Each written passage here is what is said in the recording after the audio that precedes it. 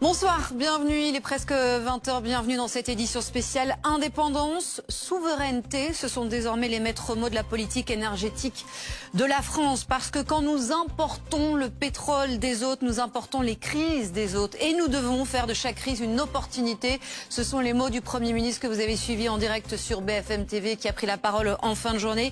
Il a été très clair en revanche, pas de mesures d'urgence pour ceux qui souffrent notamment de la hausse des prix de l'essence. Écoutez.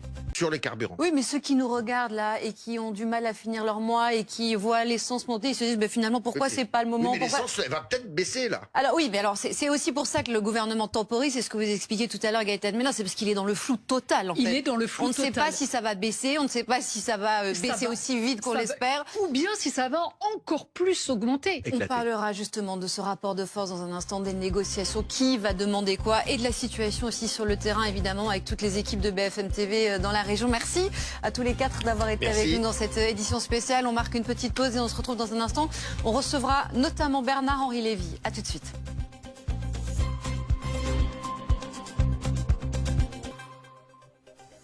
Bienvenue dans cette édition spéciale qui se poursuit avec Ulysse Gosset, Jérôme Clèche, Philippe Gély. Bonsoir à tous les trois.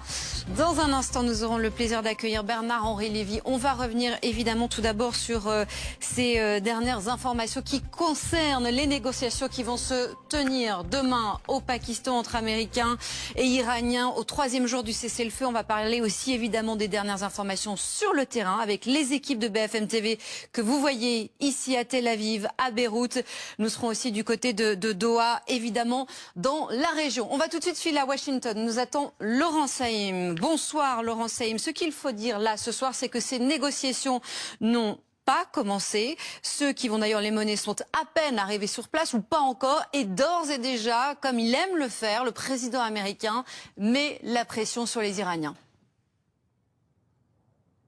Oui, absolument. Mais ce que les Iraniens n'ont pas utilisé cette arme auparavant. Et que ça se soit très bien passé pendant des années. Mais non seulement ça, non seulement ça, mais ce qui est dingue, c'est qu'elles sont possibles. Malheureusement, c'est la pub. C'est le passage à l'acte. C'est un débat très intéressant et on va le poursuivre juste après la pub. Vous savez comment ça marche. Quelques secondes et on revient, évidemment. À tout de suite. Les Israéliens sont pas